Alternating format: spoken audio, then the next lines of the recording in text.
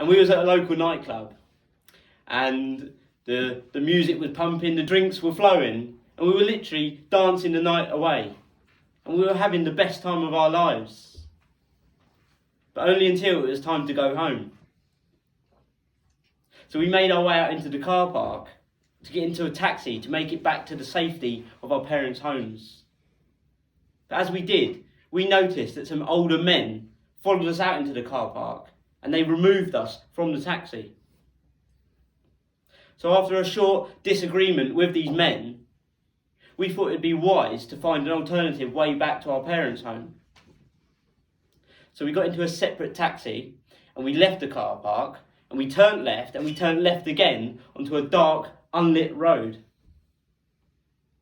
And as we made our way down this road, we noticed straight away that those bright white headlights from that vehicle that we'd just been extracted from filled the interior of our taxi. So we went from excitement to make it back to the comfort of our own beds, to fear, to worry, to confusion. And then there was this loud, angry voice that come through to our driver's walkie-talkie, demanding that we pull over.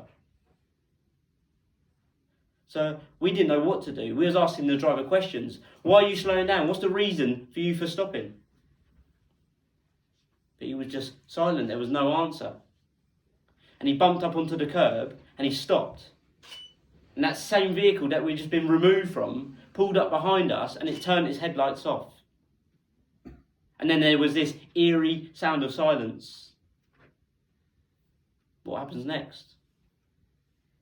There was this loud thump on the passenger side front window. And my friend opened the window to see what the issue was. But as he did, he began to get punched through the window.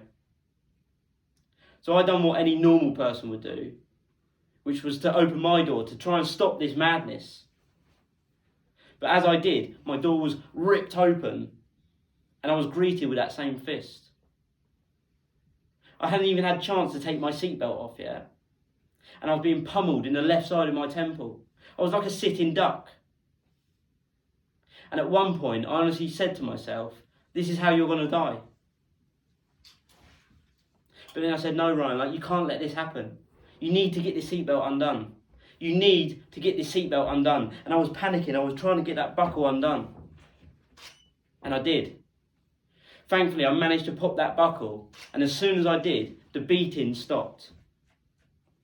I exited the vehicle from the driver's rear door and I run down a side road and I called a friend to come and pick me up.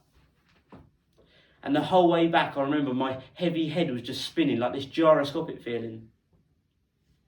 And my friends insisted that they take me to hospital. But I thought, just because I had a few drinks and I've been beaten up, everything would be okay in the morning. But that wasn't the case at all.